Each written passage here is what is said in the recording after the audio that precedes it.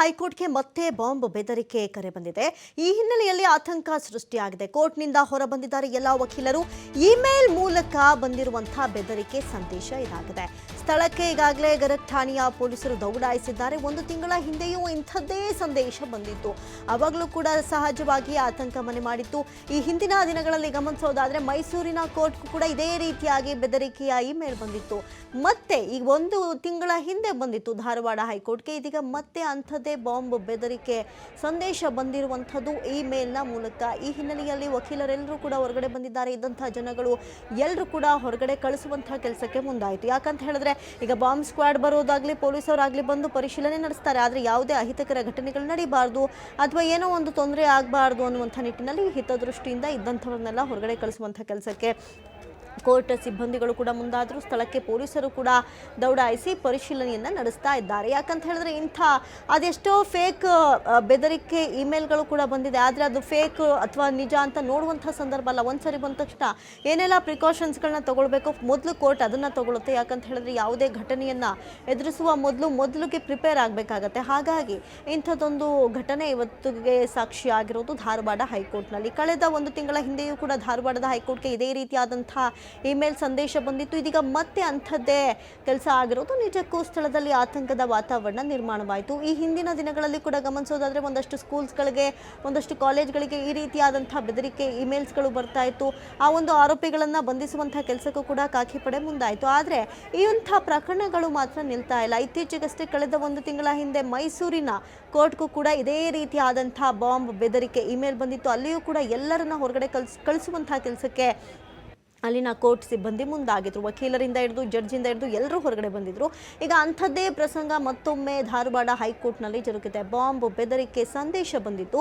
ಮುಂಜಾಗ್ರತಾ ಕ್ರಮವಾಗಿ ಪೊಲೀಸ್ ಪಡೆಯನ್ನು ಅಲ್ಲಿ ನಿಯೋಜನೆ ಮಾಡಲಾಗಿದ್ದು ಇದ್ದಂಥ ಜನರನ್ನು ಹೊರಗಡೆ ಕಳಿಸುವಂಥ ಕೆಲಸಕ್ಕೆ ಮುಂದಾಗಿದ್ದಾರೆ. ಈ ಬಗ್ಗೆ ಮಾಹಿತಿ ಕೊಡ್ತಾರೆ ಪ್ರತಿನಿಧಿ ಯಲ್ಲಪ್ಪ.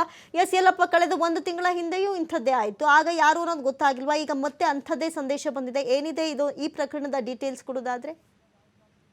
ಅಮೃತ, ಕಳೆದ ಒಂದು ತಿಂಗಳ ಹಿಂದ್ಗಡೆ ಅಷ್ಟೇ ಧಾರವಾಡ ಹೈಕೋರ್ಟ್ ಸೇರಿದಂತೆ ರಾಜ್ಯದಲ್ಲಿರುವಂತಹ ಎಲ್ಲಾ ಕೋರ್ಟ್, ಹೈಕೋರ್ಟ್ ಅಷ್ಟೇ ಅಲ್ಲ ಎಲ್ಲಾ ಕೋರ್ಟ್ಗೂ ಸಹ ಇಲ್ಲಿ ಅಂತಂದ್ರೆ ಇಮೇಲ್ ಮುಖಾಂತರ ಒಂದು ಬಾಂಬ್ ಬೆದರಿಕೆ ಕರೆ ಬಂದಿತ್ತು. ಆ ಕರೆ ಹಿನ್ನೆಲೆಯಲ್ಲಿ ಉದಾಹರಣೆ ಧಾರವಾಡ ಹೈಕೋರ್ಟ್ ನೋಡೋದಾಗಿರುವಂತಹ ನ್ಯಾಯಾಧೀಶರು ಇರ್ಬೋದು, ಅದರ ಜೊತೆಗೆ ಇಲ್ಲಿ ಅಂತಂದ್ರೆ ವಕೀಲರು ಮತ್ತು ಇಲ್ಲಿ ಕೆಲವೊಂದಿಷ್ಟು ಏನು ದೂರು ಹಿನ್ನೆಲೆಯಲ್ಲಿ ಏನು ವಾದ ವಿವಾದ ನಡೀತವೆ, ಕೇಸ್ಗಳು ನಡೀತವೆ, ಆ ಕೇಸ್ಗೆ ಹೋದಂತಹ ಜನರು ಸಾರ್ವಜನಿಕರು ಇರ್ಬೋದು, ಅವರೆಲ್ಲರೂ ಸಹ ಇಲ್ಲಿ ಅಂತಾರೆ ಕೋರ್ಟ್ಗೆ ಹೋಗಿದ್ರು. ಮಧ್ಯಾಹ್ನದವರೆಗೂ ಸಹ ಇಲ್ಲಿ ಅಂದ್ರೆ ಅವರೆಲ್ಲರೂ ಹೊರಗೆ ಇರುವಂತಹ ಸ್ಥಿತಿ ನಿರ್ಮಾಣವಾಗಿತ್ತು. ಅದೊಂದು ಮೇಲ್ ಬೆದರಿಕೆ ಮಧ್ಯಾಹ್ನ ನಂತರ ಇಲ್ಲಿ ಅಂತಂದ್ರೆ ಮತ್ತೆ ಇಲ್ಲಿ ಕೋರ್ಟ್ ಕಲಾಪಗಳು ಮುಂದೆ ಹೊರದು ಅದರ ನಡುವೆ ಇಲ್ಲಿ ಅಂತಾರೆ ಮತ್ತೆ ಆ ಘಟನೆ ಮಾಸುವ ಮುನ್ನವೇ ಇಲ್ಲಿ ಅಂದ್ರೆ ಮತ್ತೊಂದು ಇವತ್ತು ಮೇಲ್ ಮುಖಾಂತರ, ಅದು ಇಮೇಲ್ ಮುಖಾಂತರ ಒಂದು ಸಂದೇಶ ಬರುತ್ತೆ, ಇಲ್ಲ ನಾವು ಬಾಂಬನ್ನ ಇಟ್ಟಿದ್ದೀವಿ ಇಲ್ಲಿ ಅಂತೇಳಿ.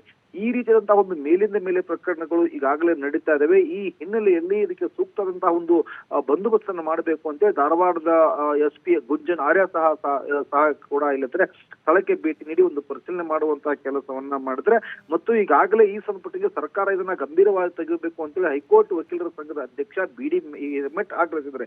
ಯಾಕಂದ್ರೆ ಪದೇ ಪದೇ ಈ ರೀತಿ ಆಗೋದ್ರಿಂದ ಕಲಾಪಗಳಿಗೆ ಬಹಳಷ್ಟು ತೊಂದರೆ ಆಗುತ್ತೆ. ಯಾಕಂದ್ರೆ ಮಧ್ಯಾಹ್ನದವರೆಗೆ ಕಲಾಪಗಳು ಇಲ್ಲಿ ಅಂತಂದ್ರೆ ನಿಂತು ಹೋದ್ರೆ ದೂರದಿಂದ ಜನ ಬಂದಿರ್ತಾರೆ, ಅವ್ರಿಗೆಲ್ಲರಿಗೂ ಬಹಳಷ್ಟು ಅಡಚಣೆ ಆಗುತ್ತೆ. ಸರ್ಕಾರ ಇದನ್ನ ಹಗುರವಾಗಿ ತೆಗೆದುಕೊಳ್ಬಾರ್ದು, ಗಂಭೀರವಾಗಿ ತೆಗೆದುಕೊಳ್ಬೇಕು ಅಂತೇಳಿ ಈಗ ಸಾರ್ವಜನಿಕರು ಸಹ ಇಲ್ಲಿ ಅಂದ್ರೆ ಆಗ್ರಹಿಸಿದ್ರೆ, ಅದರ ಜೊತೆಗೆ ಇಲ್ಲಿ ಅಂದ್ರೆ ಇದು ಇವತ್ತು ನಿನ್ನೆದಲ್ಲ, ಕಳೆದ ಹಲವು ದಿನಗಳಿಂದ ಸಹಿತ ಈ ಹಿಂದ್ಗಡೆ ನೋಡಿದಾಗ ಇಲ್ಲಿ ಅಂದ್ರೆ ಹುಬ್ಬಳ್ಳಿಯ ವಿಮಾನ ನಿಲ್ದಾಣಗಳು ಸೇರಿದಂತೆ ರಾಜ್ಯದಲ್ಲಿರುವಂತಹ ಎಲ್ಲಾ ವಿಮಾನ ನಿಲ್ದಾಣಗಳಿಗೂ ಇಮೇಲ್ ಮುಖಾಂತರ ಒಂದು ಬಾಂಬ್ ಬೆದರಿಕೆ ಕರೆ ಬಂದಿತ್ತು. ಈ ರೀತಿಯಂತಹ ಮೇಲಿಂದ ಮೇಲೆ ಕರೆಗಳು ಬರ್ತವೆ. ಅದು ಎಲ್ಲಿಂದ ಏನು ಅಂತೇಳಿ, ಯಾಕಂದ್ರೆ ಇದು ಸೈಬರ್ ಕ್ರೈಮ್ ಆಗುತ್ತೆ. ಇಮೇಲ್ ಅಂತಾರೆ ಸೈಬರ್ ಕ್ರೈಮ್ ಆಗುತ್ತೆ. ಹೀಗಾಗಿ ಸೈಬರ್ ಕ್ರೈಮ್ ಅಂದ್ರೆ ಇದನ್ನ ಯಾರು ಈ ರೀತಿಯಾಗಿ ಮೇಲಿಂದ ಮೇಲೆ ಮೇಲ್ ಕಳಿಸ್ತಿದ್ದಾರೆ, ಬೆದರಿಕೆ ಮೇಲ್ ಕಳಿಸ್ತಿದ್ದಾರೆ, ಅವರನ್ನ ಪತ್ತೆ ಹಚ್ಚಿ ಜೈಲ್ಗಟ್ಟದಾಗ ಮಾತ್ರ ಇಂತಹ ಮೇಲ್ಗಳು ಬರುವುದಿಲ್ಲವೇ ಅಮೃತ. ಥ್ಯಾಂಕ್ ಯು ಯಲ್ಲಪ್ಪ ತಮ್ಮೆಲ್ಲ ಮಾಹಿತಿಗಾಗಿ.